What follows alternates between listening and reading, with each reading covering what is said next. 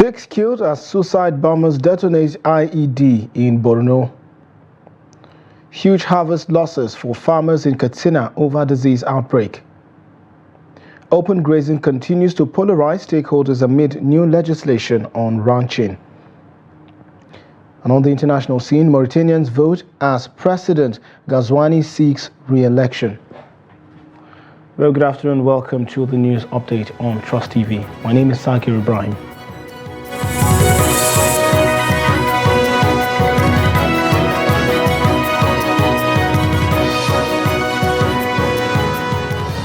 Now, details. 2 suicide bombers have detonated an improvised explosive device at a wedding venue in Goza town of Borno State, killing 6 wedding guests and injuring many others.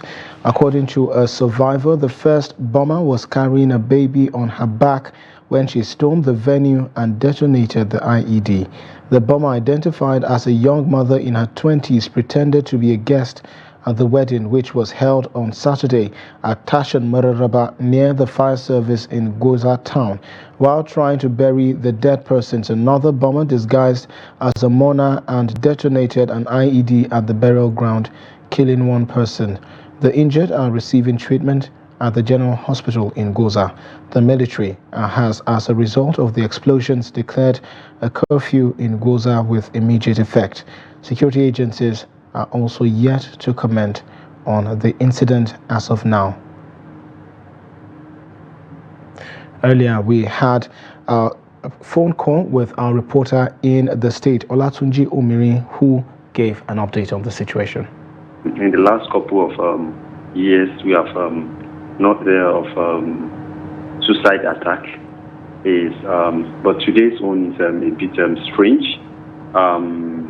According to what I've gathered tonight, there were 3 suicide attacks on Goza community today. 3. The first one happened at Mararaba, where a suicide bomber attacked wedding guests at a reception, killing 8 people.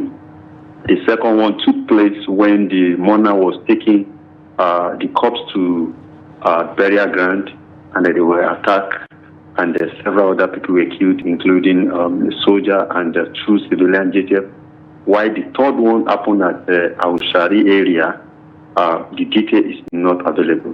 But as we speak, more than 20 people have been confirmed dead, and dozens of people are seriously injured. Some of the people that they are injured have been brought to Maiduguri for special treatment as we speak tonight. So these are the detail I have for now.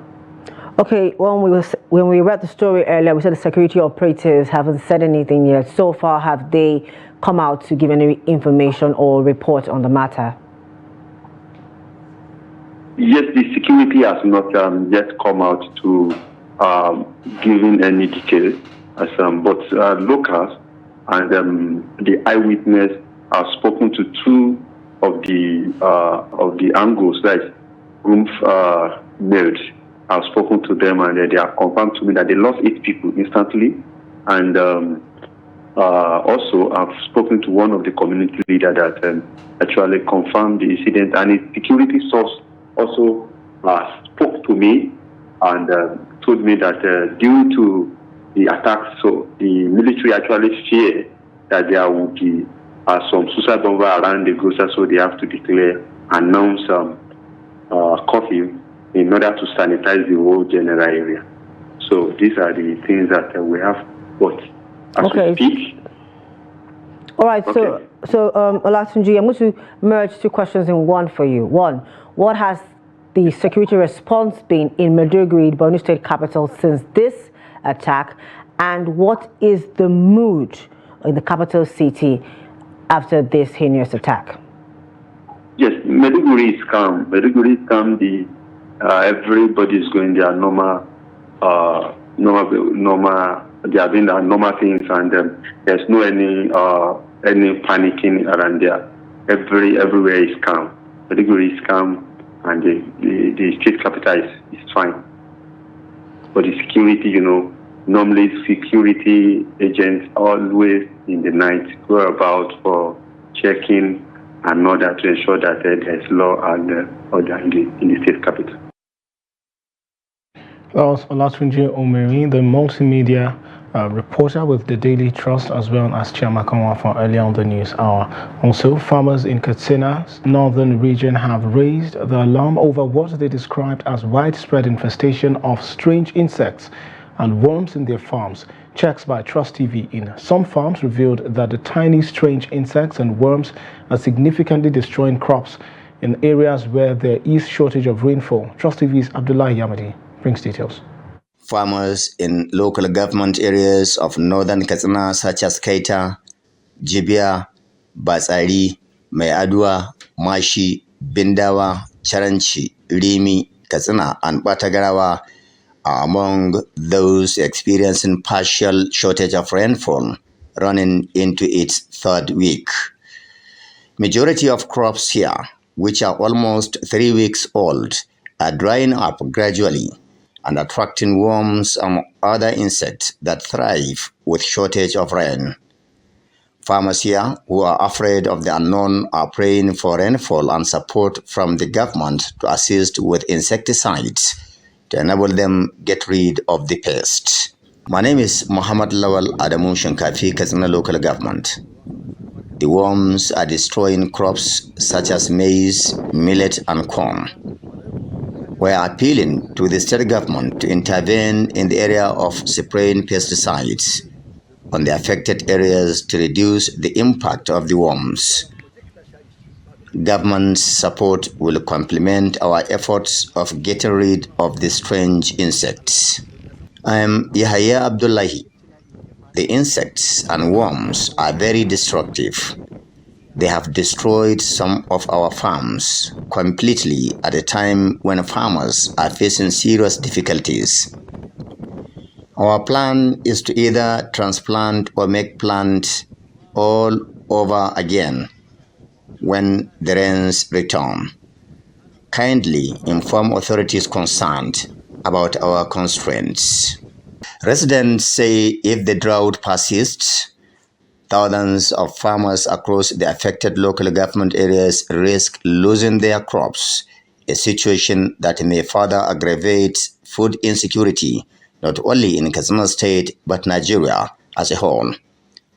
Though the insects and worms were noticed by farmers some few weeks ago, the Katsina State government, through the Permanent Secretary, Ministry of Agriculture and Natural Resources, Muhammad, assured that extension workers have since been dispatched to spray pesticides on the affected farms to prevent an escalation. Now, more than ever before, experts and other public commentators are saying the situation requires a holistic approach by the government and other stakeholders before it gets out of control. Abdullahi Ismayamadi, Trust Television News, Katsina.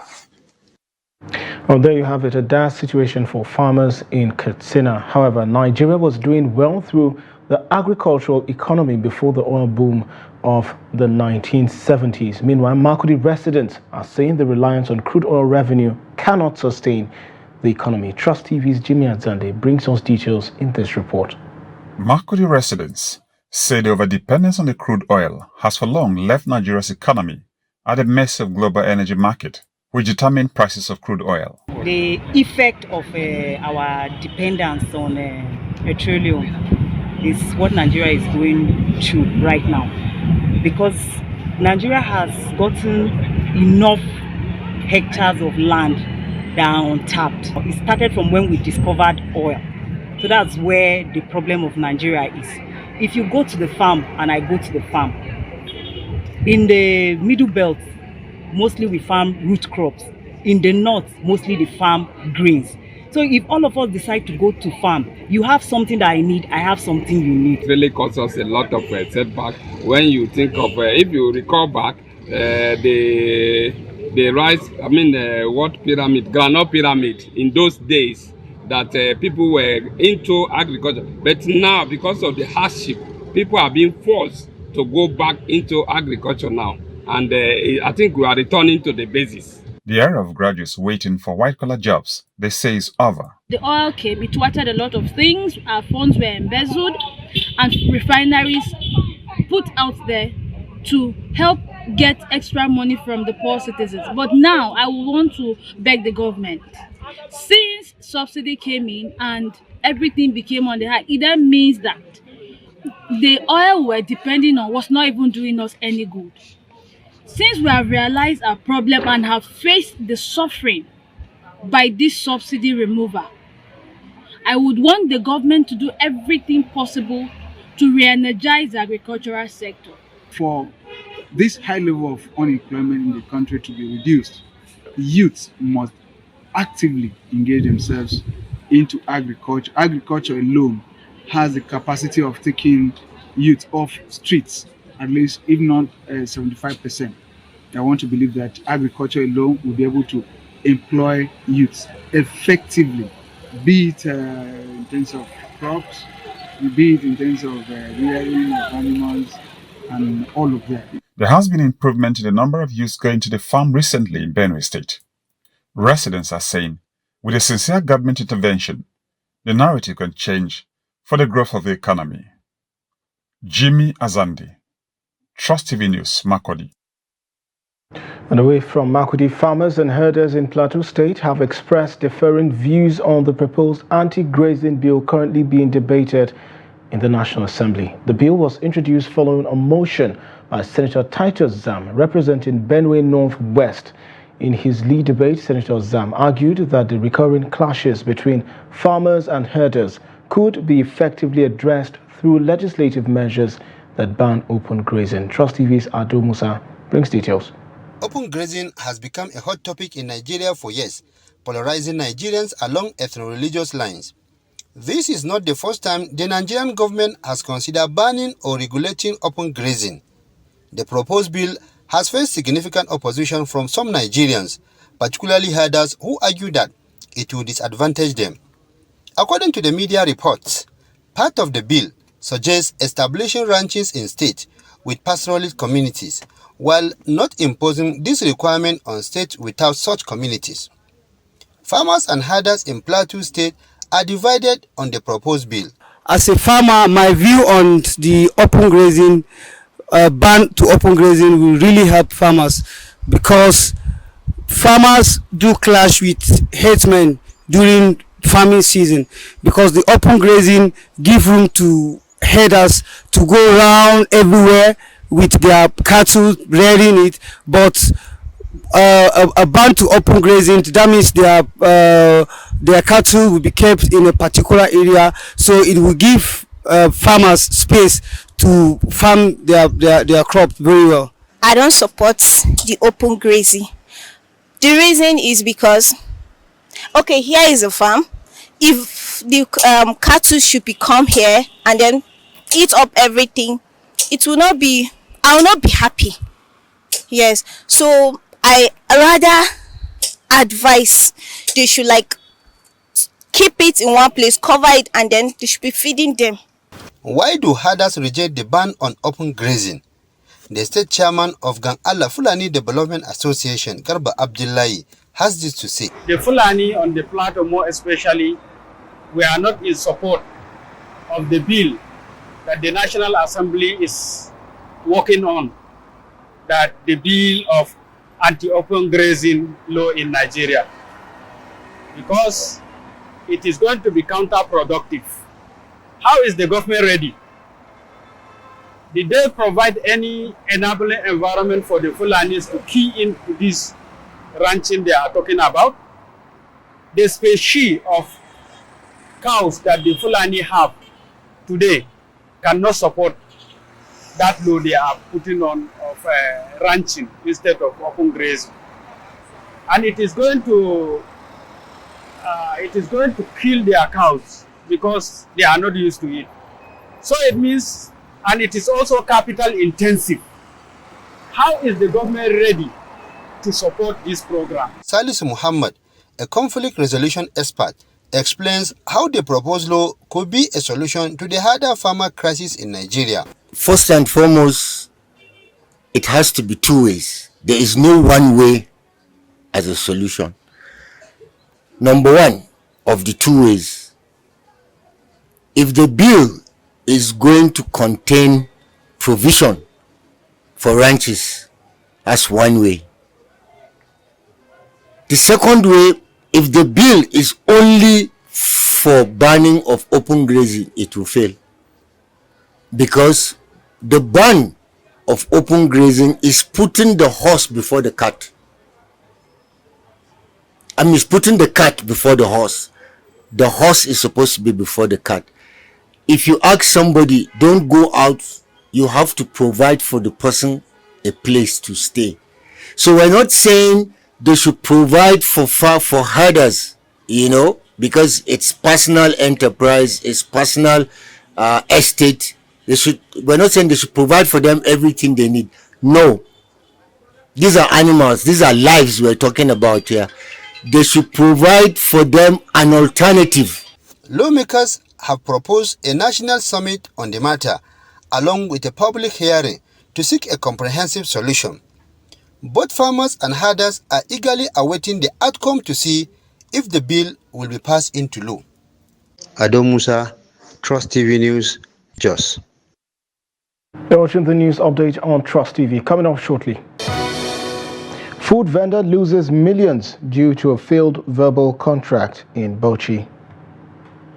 This and of course more stories when we come back. Stay with us. Attention loyal readers, exciting news coming your way. That's right.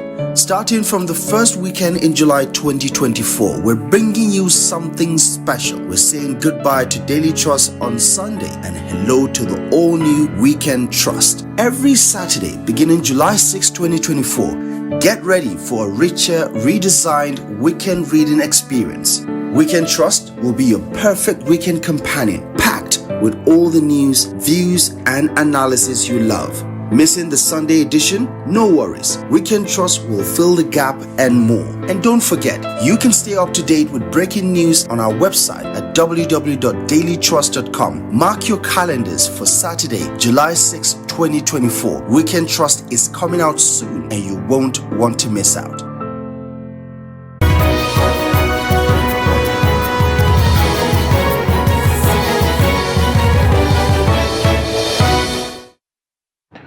Thanks for staying with the news update on Trust TV. Now recap of our top stories again. 6 killed as suicide bombers detonate IED in Borno. Huge harvest losses for farmers in Katsina over disease outbreak. And moving on to more stories, as the present hardship in the country continues, some residents and small-scale business operators in Jalingo, the Taraba state capital, described the situation as unbelievable. They called for government intervention to fix the problem for the well-being of the citizens. Here's the report. Due to the prevailing economic hardship in the country, some satellite markets in Jalingo are experiencing low patronages.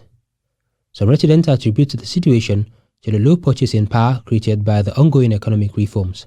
Yau muna kauye da yaro zai kawo kifi. Kifin nan. Before, if we bought 1,000 naira fish and take to the market, we sell it cheap. But now, if you price the small container of a fish, they will say it is 50,000 naira. And if you ask for the reduction, they say foodstuff in the market is also too expensive and they must eat before going to the river for fishing. To be frank, things are getting more harder. We now buy rice at 3,200 naira per measure. Maize is 1,700 naira, while it was 700 naira for rice and maize was 250.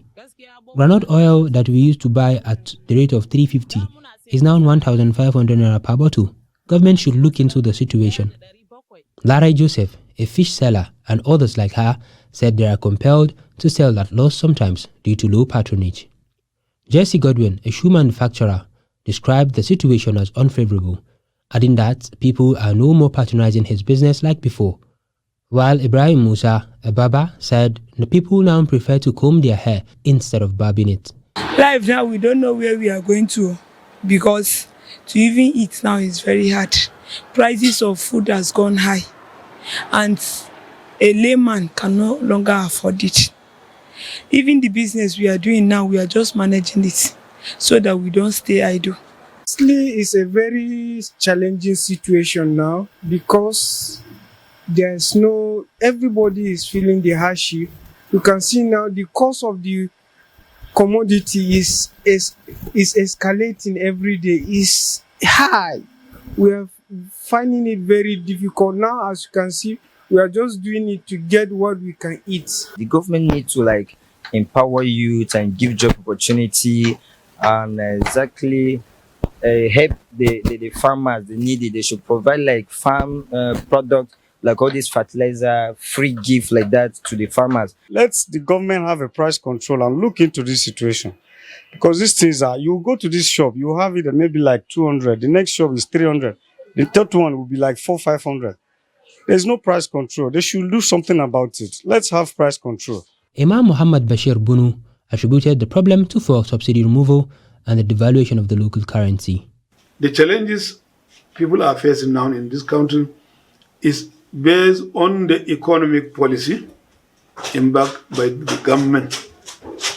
More especially, the fuel subsidy removal and the devaluation of the naira. These two harsh conditions, they cannot go together and make a success. All that you want to achieve, if you duplicate it in this format, it creates more problem than solving the problem. Both the residents and the business operators appealed for government intervention to ameliorate the sufferings of the citizens. And a Bauchi-based food vendor, Aisha Ibrahim, is now regretting entering into an oral contract to prepare food worth 7.5 million naira for staff of a non-governmental organization after the client failed to show up to claim the food. Speaking with Trust TV, Aisha, who said the food was to feed 9,000 people in 3 days, added that she had no option but to go on social media to seek help. Trust TV's Adamu Imam filed the report. Aisha had, in the morning of Wednesday, 26 June 2024, taken to social media crying for help over her imminent loss as the client failed to come claim the over 7 million naira worth of food. She narrates that having signed no contractual agreement, there was no way she could recover her money. My husband intimated me to ask him to provide me with the contract agreement. So I called him again to ask for the contract agreement, which he says I should just go on with the preparation. He will make it ready the next morning, inshallah. So I went ahead. The next day, when we were done preparing the food, so I called him to provide me with contact persons that will deliver the food to various local government. And he was not responding, he was not answering my calls. As aftermath of the video, Aisha said well-meaning Nigerians came to her aid, including the state governor Bala Muhammad, who settled what she incurred, and other miscellaneous totaling about 7,516,000 for the unclaimed food through the State Ministry of Humanitarian Affairs. Senator Bala Muhammad Bauchi has come to my aid. He has paid all the expenses incurred at the cost of this transaction, including extra money. So I'm really happy, I'm really glad he came to my aid. Contract agreement is very important. When you are going for any contract, you have to make sure that the person has given you the contract paper and you duly sign it before you embark on anything that has to do with such nature. And if I may advise again, the money should be around maybe half to third of that sum of the contract. A legal practitioner in the state, while reacting to the issue, warned against entering into undocumented contracts. Agree on a thing, it should be documented. It is not because you do not trust yourself. It's simply because the brain can feel you, the mind can feel you tomorrow. So it is even advisable that an agreement between the father and the son should be documented, not because you did not trust each other, but because the mind or the brain can fail you tomorrow. According to Aisha, the suspected client during interrogation at the Department of State Security Service in the state denied his action, citing communication gap as the main reason. Adam Imam, Trust TV News, Bauchi. And to news outside Nigeria, Mauritanians have voted in a presidential election that the incumbent Mohamed Ould Ghazouani is widely expected to win. Ghazouani, 67, a former top soldier, has promised investor-friendly policies to spur a commodities boom in the country of 5 million people, many of whom live in poverty despite its fossil fuel and minerals wealth. If re-elected, Ghazouani has promised a natural gas-fired power plant from the Greater Tortue Ahmeyim offshore gas project, which is on track to start production by the end of the year. He also pledged to invest in renewable energy and expand gold, uranium and iron ore mining. Ghazouani has presided over a period of relative stability since 2019 as Mauritania's Sahel neighbors, including Mali, struggle with Islamist insurgencies that have led to military coups. If no candidate receives more than 50% of the vote, the election would go to a second round. And in sports, Rivers Angels have emerged champions of the 2024 Women's President Federation Cup after beating Niger Rattles 1-0 in the final. The Jewels of Rivers won their 9th title on Saturday when the team got the better of Niger Rattles of Abuja in the final match of the cup competition at the Mobolaji Johnson Arena. Blessing Okwe's strike from the penalty spot just minutes before the end of the first half after Niger Rattles defender handed the ball was enough for Rivers Angels to win the game. With the result, White Ogbonda has now won his first National Cup title as head coach, having guided unfancied Ibom Angels to runners-up position in 2017 and 2018. And that wraps up the news update at this hour. Do well to follow us across all of our social platforms. My name is Sagir Ibrahim. Thanks for watching. Join us again.